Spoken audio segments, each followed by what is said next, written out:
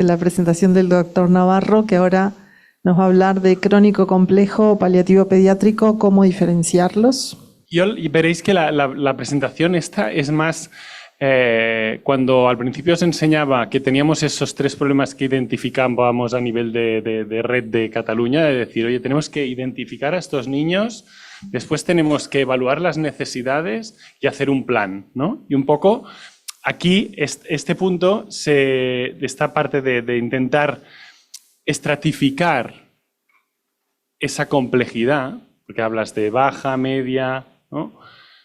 Creo que me gustaría diferenciar entre necesidad de estratificar la complejidad y cómo evaluamos esta complejidad. Son como herramientas diferentes, ¿no? Al final acabaremos en que lo tendremos clasificado, pero veréis que yo me centro bastante en cómo nos acercamos a qué tenemos que ver para evaluar esta complejidad. Y después podemos hablar de esas herramientas que sí que nos ayudarán a estratificar, pero que tan difícil es, ¿no? Porque se te pone por un punto por arriba o por abajo y además, dependiendo de la enfermedad que tiene, como ya anticipaba Martín, ¿no? Estos son válidas estas escaleras para oncología, ¿no? En adultos ha pasado que partíamos de escalas de complejidad de onco que no sirven para no onco, ¿no? Y en nuestro caso, que nos estamos centrando pues, con ese foco de enfermedades minoritarias, de enfermedades crónicas no oncológicas, sirve también. Bueno, es algo que tampoco tenemos la evidencia, pero que debemos tener esa mirada, ¿no? Y recuperando la diapo que ya ponía en la primera presentación, no hace falta decir que estamos en eso, ¿no? En un nuevo escenario y que es pues, de enfermedad crónica y de complejidad. Y siempre muestro esta foto porque aquí tenía una foto que era igual que esta, pero que ponía aquí que este era Pablo, ¿no? Que Pablo tomaba medicaciones. ¿Veis aquí? Tomaba medicaciones y tomaba todas estas medicaciones que aparecen aquí, ¿no? Pero además Pablo pues iba a varios, ¿no? Tenía contacto con muchos centros, con primaria, con el hospital. Ay, sí, perdón. No, perdona, es que me olvido del micro a veces. Y que al final, o sea, tanto los centros en los que va, ¿no? También, por otro lado, tiene un núcleo familiar, Pablo. Y Pablo era un niño de 4 años con una encefalopatía hipóxico-isquémica del nacimiento, que durante esos 4 años había hecho 300 episodios de consultas externas, 25 ingresos en planta de hospitalización y 2 ingresos en intensivos. Portador de gastrostomía, o sea que también tenía otro punto, ¿no? Pues con todos los dispositivos que llevaba. Y al final unos se relacionaban con los otros y quedaba así, ¿no? O sea, eso de A, B, C se ha acabado en pediatría en cuanto, al menos en lo que hace a niños con enfermedades crónicas complejas. Y el objetivo de esta charla era intercambiar, ¿no? Experiencias, conocimientos, evidencia, de ver a ver si realmente estamos hablando de 2 tipos de pacientes diferenciados, el de paliativos y el de crónicos. Estamos hablando de lo mismo.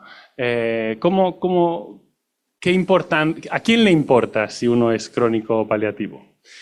Porque al final, si siguiéramos esta evolución, ¿no? Que esta diapositiva es un clásico de que el tratamiento curativo con el paliativo es totalmente compatible, ¿no?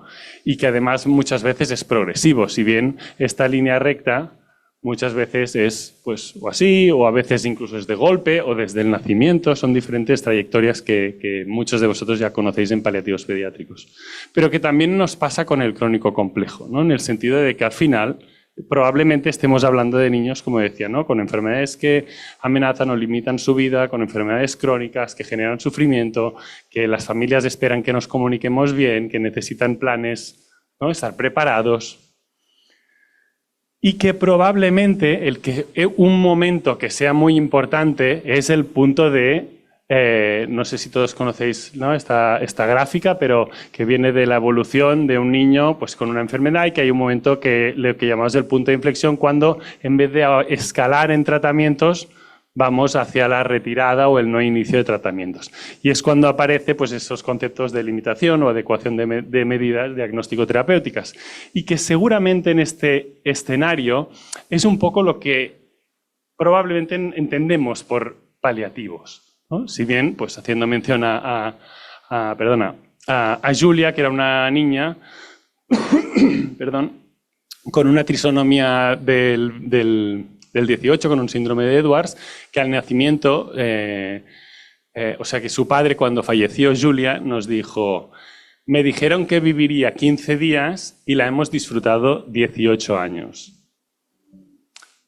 Claro, una trisomía del 18, un síndrome de Edwards, sería como un paradigma de que muchas veces hablamos de necesidades paliativas desde el nacimiento, pero durante esos 18 años podríamos discutir si ha sido siempre una paciente de paliativos o una paciente crónica porque ha sido una enfermedad de larga evolución, ¿no? Ya veis que vamos hacia más un concepto de que estamos hablando del mismo perfil de niños y con necesidades probablemente similares, si bien, bueno, pues hay un momento que es el de retirar medidas o de no iniciar o de ese periodo final que tiene sus especificidades, ¿no? La atención, lo ha dicho Dani, ¿no? Os he enseñado también alguna foto de cómo es nuestro modelo, pero es esta atención multidimensional y integral e integrada, ¿no? Integral porque, pues como decíamos, no vamos por cajitas, sino que atendemos todas las dimensiones que se interrelacionan, e integrado por ese trabajo en red, dado que la complejidad, al final esto de integral e integrada es fruto de que la complejidad es multidimensional y multireferencial en el sentido de que hay muchos participantes y depende del punto de vista que se mire, la complejidad puede ser incluso subjetiva. No es lo mismo un niño con una sonda nasogástrica o con un botón gástrico y los cuidados que se deben hacer en un hospital pues, de tercer nivel que en una área rural que puede ser que no haya, que sea el único que se ve en esos últimos 5 años en esa zona, ¿no? Y que puede ser el más complejo para esos profesionales de esa área. Entonces, aquí subrayo simplemente que esta atención integrada, además, tenemos que pensar que son niños que en cualquier momento pues, pueden empeorar y de ahí la atención 24/7 como un tema que no es fácil de organizar, pero que da mucha discusión y que podemos discutir después. ¿Qué me aporta a mí este estudio que se publicó? Que habla de los niños con enfermedades crónicas. Pues lo que os estaba diciendo, ¿no? Que al final se mueran o no se mueran.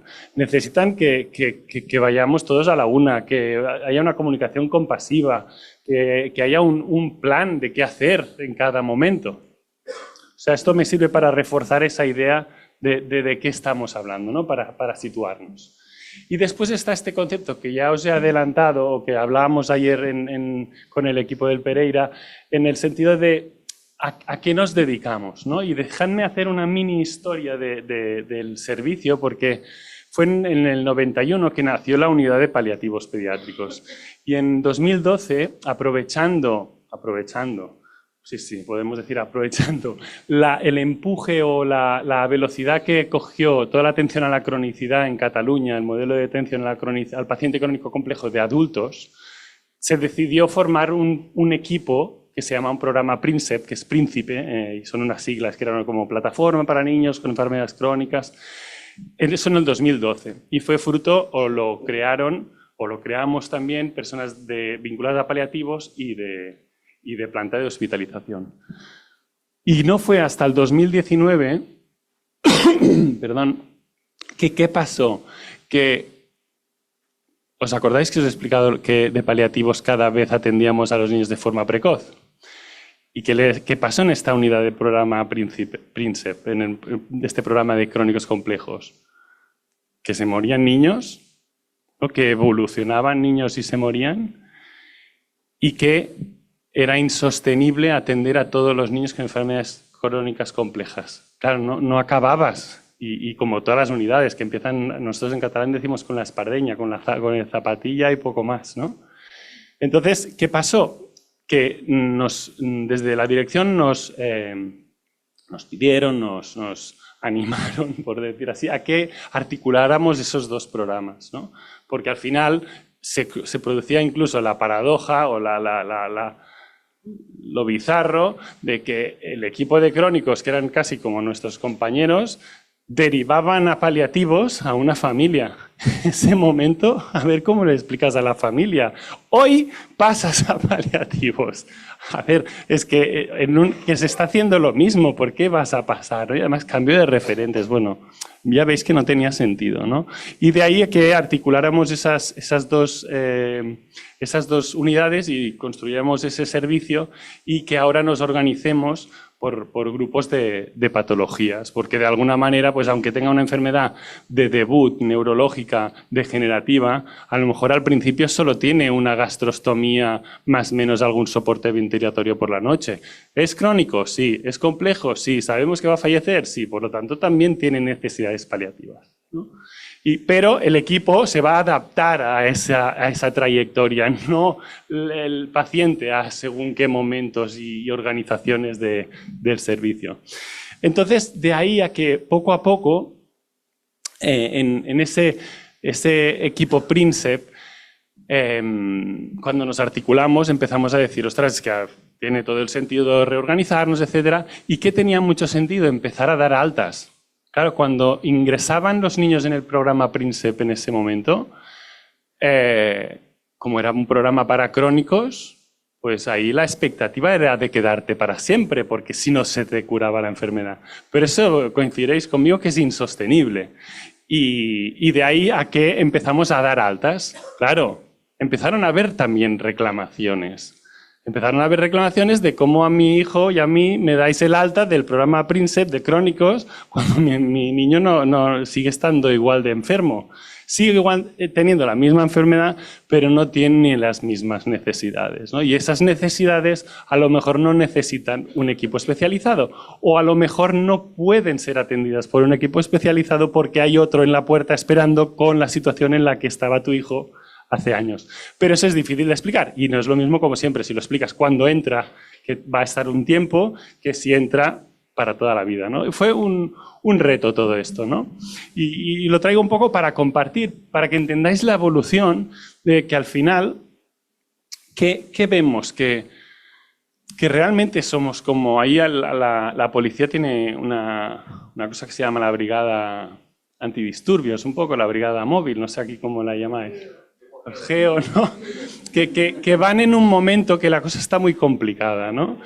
Y un poco pensamos, porque esto es muy bonito entendedme, pensar que hay niños que entran y que fallecen, es como que pueden entrar otros niños, hablando en términos muy de numéricos, ¿no? De gestión, pero que si no murieran no podría entrar otro. Pero en crónicos, ¿qué nos pasaba? Que es que no se morían. Entonces, había que pensar qué hacíamos, ¿no? ¿Y qué hicimos? Pues que los de crónicos, entendido como ese programa, ¿cuándo nos llegaban? Cuando estaban recién traqueostomizados, traqueoventilados, niños pequeños. ¿Qué pasa? Que si eso pasa el tiempo y además tú lo ordenas y facilitas que esos niños estén en casa capacitados, es mucho más sostenible que en un futuro esté todo más ordenadito. Después pueden pasar como siempre. Y eso es muy bonito, pero la realidad después es que muchas veces, ¿no? Y los de adultos les cuesta entender que como un niño de paliativos puede después ser crónico, porque para ellos todos los crónicos de enfermedad de órgano acaban muriéndose, ¿no? Pero ¿cuántos niños nacen con una situación catastrófica y de ostras, pues mira, ha ido evolucionando y tiene una discapacidad leve, ha pasado eso, ¿no? Y hasta que ha sido prácticamente sano, ha sido crónico complejo, se ha hecho como un poco un Benjamin Button, ¿no? De alguna manera. Bueno, pues en ese sentido lo que explicamos es que vamos atendiendo niños y unos, ¿no? Entran 150, fallecen 80 y otros 80 los damos de alta. Y es una manera y es un modelo de mantener esa atención a la complejidad, pero que a veces no es fácil de explicar, ¿no? Entonces, ha salido, Martín ha traído, ¿no? Aquí os traigo la de por grupos de riesgo clínico, que es otra manera de clasificarlos, ¿no? Al final estamos hablando de maneras de clasificarlos, pero eso, ¿no? Se ha dicho que si son niños médicamente complejos, con necesidades especiales, tenemos en cuenta o no lo psicosocial para evaluar bien esa complejidad.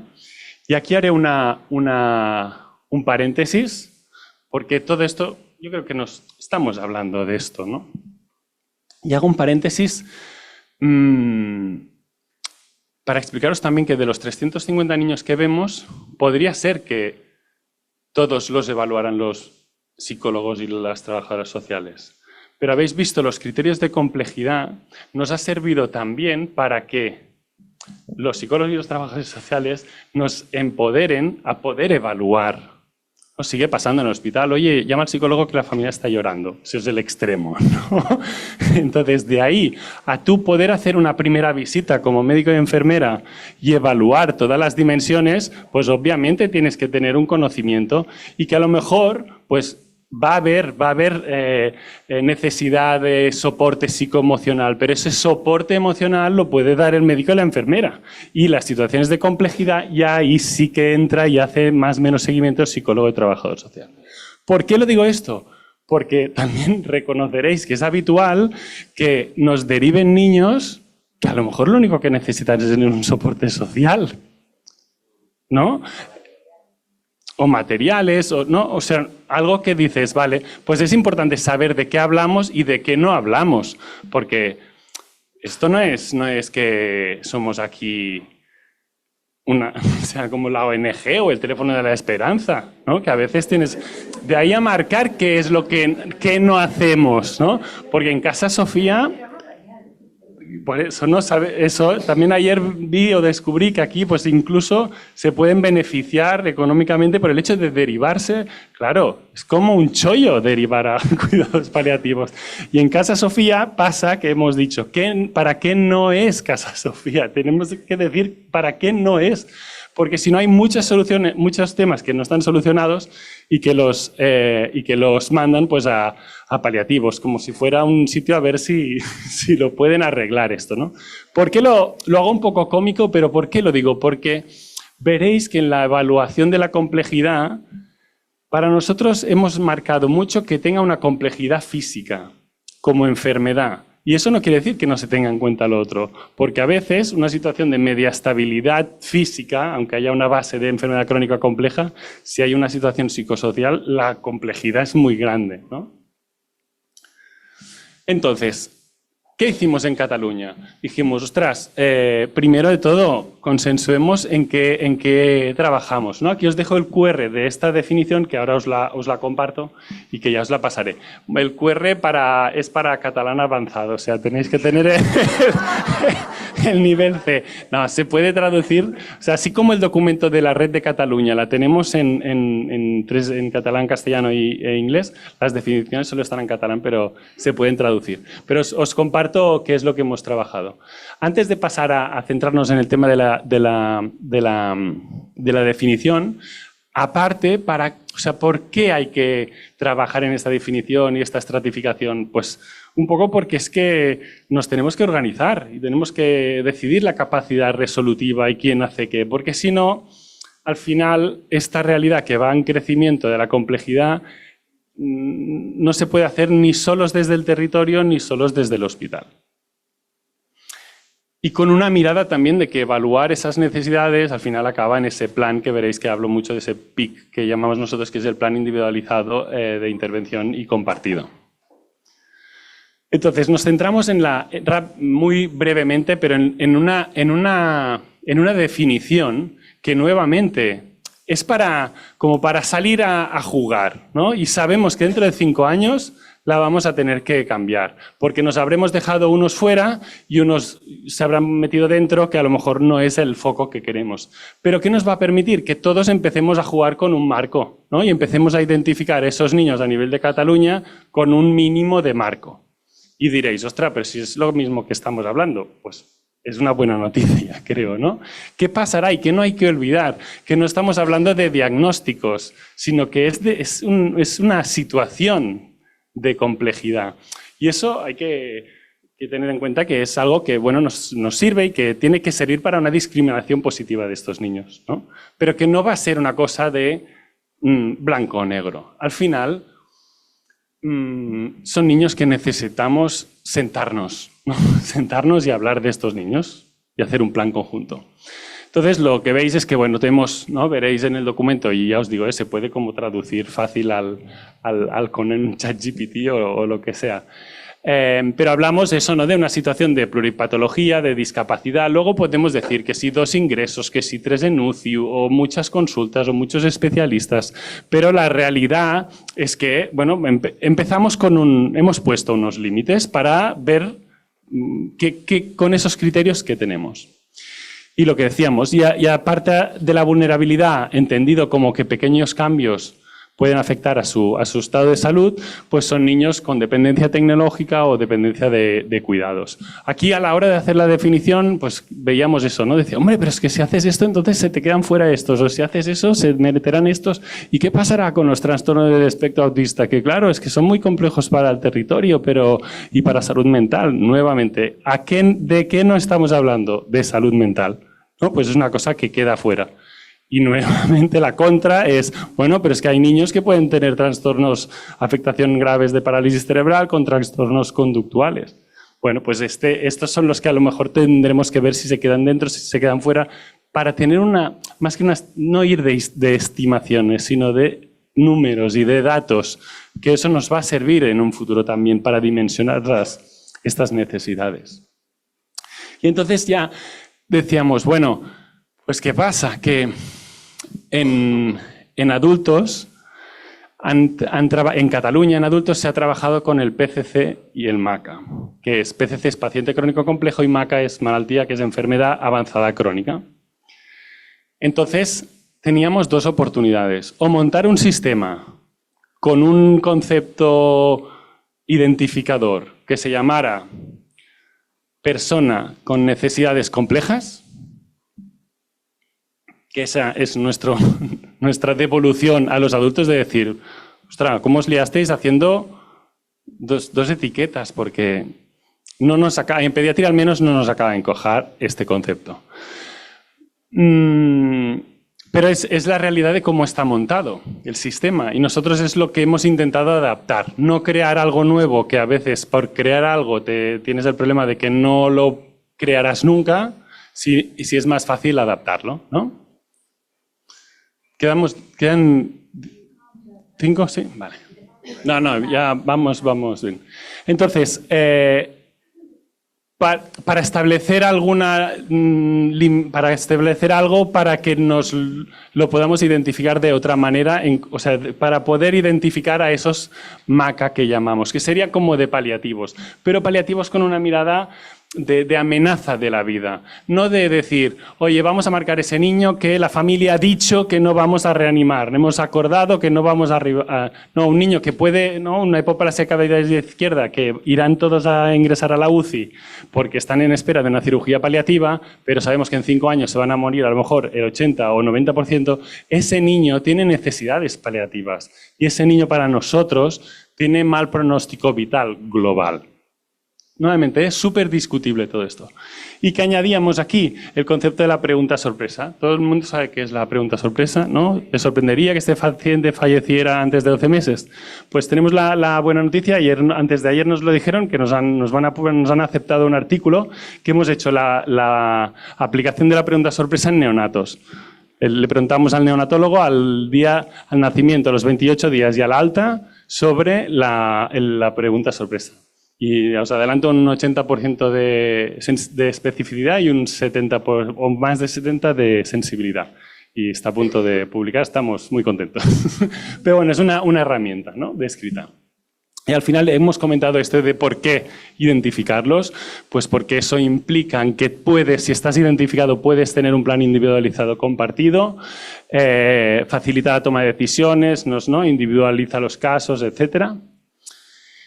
Y esta día, pues para insistir en que el modelo de atención, las necesidades son las mismas, ¿vale? Independientemente, pues tras si está en domicilio, pues se benefician de visitas programadas en domicilio, ya sea de un equipo especializado o de primaria, en función de ese nivel de estratificación.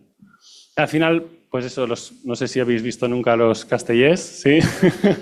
Pero es un trabajo en equipo, como no puede ser de otra manera, con el niño aquí, la enchaneta que le llamamos, pues el niño afectado o enfermo ahí arriba, ¿no? Esto está protocolizado, que os lo he dejado aquí por si os sirve, pero al final pues el equipo contacta con la primaria, ¿no? Se ponen a trabajar juntos, estratifican y se dividen quién hará qué. Eso actualmente lo hacemos N1 a 1, pero queremos estandarizarlo. Y para eso, cuando decíais, me parece que era Andrés, no sé si ¿no? Andrés, que has comentado también que estando desde donde trabajáis, pues esa parte colaborativa de poder trabajar conjuntamente, porque al final la mirada es diferente desde una distancia a un sitio que hay un hospital como el Pereira, ¿no? Bueno, y simplemente que también la atención del duelo que la ha resaltado Luisa, pero os dejo aquí porque es ¿no? Parece que cuando fallece se acaba y es para simplemente darle la importancia que tiene hasta este punto la complejidad, otro momento de complejidad, el momento del duelo, y que un día nos sentamos a ver qué hacíamos después de la muerte y ostras, si hay trabajo. Quiero decir que hay mucho para hacer, ¿no? Si quieres hacerlo bien, porque si no, pues aquí es una tontería, pero escribir un mail a todos los profesionales que han atendido el caso y no enterarte, pues al cabo de 3 semanas en el comedor con el bocadillo de atún y que te digan que se ha muerto el niño que habías visto tanto y que ahora te sorprende no saber de él, pues es importante, ¿no? A la vez que hacer pues una llamada, ¿no? En esos momentos al principio todo el mundo se vuelca con la muerte de un niño y a los 7 días pues todo empieza, cada uno vuelve a su trabajo, ¿no? Igual que el seguimiento de duelo y estas sesiones de cierre que hacemos tanto con la familia con los profesionales. ¿Por qué lo digo eso? Porque esto, aunque sea un fallecimiento previsto o no previsto, se puede trabajar de la misma forma. Bueno, esto es un poco más lo que comentaba, ¿no? Más de lo mismo, de intentar que no estamos hablando. Al final es un tema que nos sirve más a nosotros que no a las familias. Y eso hay que tenerlo en cuenta. Y es verdad que necesitamos organizar y poner orden, porque si no, no podremos hacer bien las cosas. Pero no hay que olvidar para qué son importantes estas cosas. Bueno, vamos un poco luego podemos retomar esta diapo, que al final, pues, ¿no? Esta mirada psicosocial, espiritual, pues estamos hablando de sufrimiento y de esperanzas también, ¿no? Y en ese sentido, pues no perder la mirada independientemente del pronóstico a corto plazo. ¿No? Al final son personas, aquí me aprovecho para explicaros, tenemos ¿no? ¿Qué pasa? En el Hospital San Juan de Dios tenemos el programa que os he resaltado antes, que es del Hospital AMIC, que son payasos, arteterapia, terapia con perros, y que una vez estás en casa, eso lo pierdes, ¿no? Pues de alguna manera hemos intentado promover a través de fundaciones y ayudas también que pues ponerle ruedas, en este caso a la musicoterapia, ¿no? Para que puedan ir a casa. Y al final vuelvo a donde esta mañana, que más allá de todo lo que pasa en el hospital, pues que la realidad del niño y de esa familia pues es la individual de cada sitio. No más insistir en esta parte multidimensional. ¿Y por qué? Porque enlazo con el que veis, el proyecto europeo que es el Paliakit, es este que estamos contentos, pero muy atareados. Decíamos esto, ¿no? Me sirve para daros algún detalle más, que es que para las soluciones que proponemos a la identificación, a esta evaluación de esta complejidad y a este plan, son diferentes soluciones digitales, ¿no? En la identificación, pues nosotros nos imaginamos que cruzando pues, los datos de ingresos y diagnósticos, dispositivos, palabras X que haya, te debería saltar alguna alarma para no esperar a que te deriven en una fase muy avanzada de la enfermedad.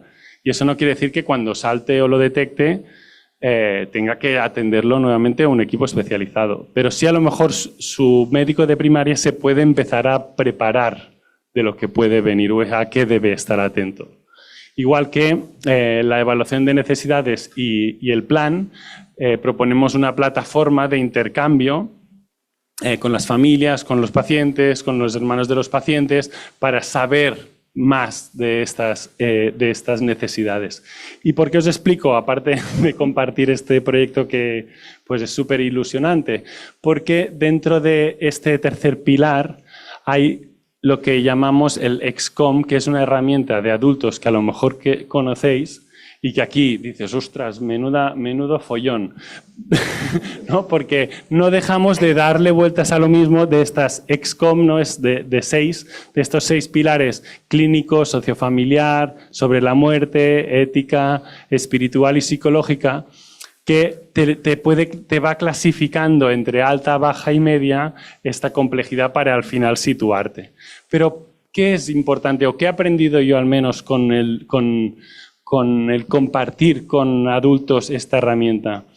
Que pone mucho énfasis en las fortalezas, ¿no? Es decir, nos es muy fácil ver todo lo que falla o los problemas que hay en un caso, pero si os fijáis, muchas veces aquello que está pasando que no funciona es lo que es más difícil de cambiar. En cambio, las fortalezas suelen aparecer como una fuente para hacer frente a esas dificultades. Y creo que este modelo, por eso decía que no es solo clasificarlos, sino poder hacer una buena evaluación de aquellas dificultades y aquellos puntos pues, de fortaleza de las familias. Y que además eso pues, se va más allá del niño, ¿no? Sino que es toda la familia y el entorno. Y bueno, una pincelada, no sé si tengo tiempo, que sé que tendréis hambre también, pero que sí que me quería detener en este programa que os decía que, bueno, me parece que lo comentábamos ayer, que ADEU es A10, ¿no? Aquí, programa A10, que ADEU en catalán es adiós, ¿no? Y es la transición de pediátricos a adultos. Nosotros somos un hospital monográfico materno-infantil, o sea, no tenemos equipo, no es un hospital de adultos, y cuando llegan a los 18, teóricamente los tendríamos que derivar. Y esa transición la empezamos idealmente antes.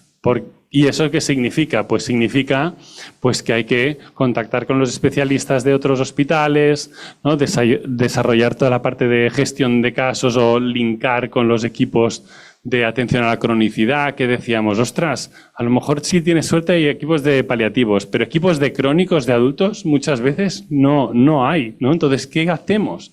Porque al otro lado tienes especialistas de adultos que cuando ven la situación que quieres transicionar, dicen, pero ¿yo qué voy a hacer con este caso de este niño de 20, que lo habéis aguantado en pediátricos hasta los 24, pesa 22 kilos y yo no tengo manejo de esto, ¿no? Entonces, bueno, ese reto de una realidad que antes no existía, pero que ahora pues cada vez es más frecuente, ¿no? O enfermedades minoritarias que a lo mejor es la primera vez que ven, ¿no? Eso junto a la realidad de familias que nos dicen que, ostras, que el día que los derivamos adultos, que fue, ¿no? Estamos aquí planificando las decisiones anticipadas, si ir a la UCI, no a la UCI, van adultos, no, así no entra en intensivos. Y dices, ostras, es que no ha dado tiempo ni a poderlo hablar. Algo que a nosotros nos ha preocupado, que hemos acompañado, que luego es la realidad, ¿no? Y dices, ostras, tenemos que sincronizar de alguna manera, ¿no? Todo esto. Y yo creo que ya estamos. Simplemente, pues, reforzar eso, ¿no? Que más allá de las etiquetas hay que poner en el centro, pues, a los niños y familias en contexto de esta fragilidad. Y intentar que los niños sigan siendo niños, ¿no? Nos preocupa mucho cómo atenderlos y creo que es fundamental esos 3 pasos, ¿no? Saber de qué estamos hablando, encontrar herramientas que se pueden llamar PETCOM, ACAPET, PAPAS. Hay muchas herramientas para evaluar esa complejidad, pero no perder de vista que es una cosa que nos tiene que ser útiles para organizarnos, ¿no? No para poner a unos en un grupo, a otros en otro, porque entonces ya es que nos ponemos hasta propiamente nosotros la trampa. Y hasta luego.